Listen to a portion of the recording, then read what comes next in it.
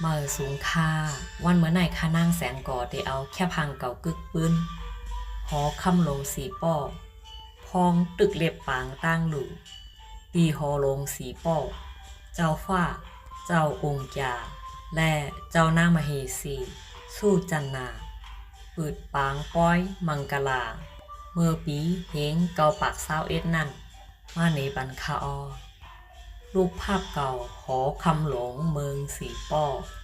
ในงานบุญหอคำหลงเจ้าฟ้าเจ้าองค์จ่า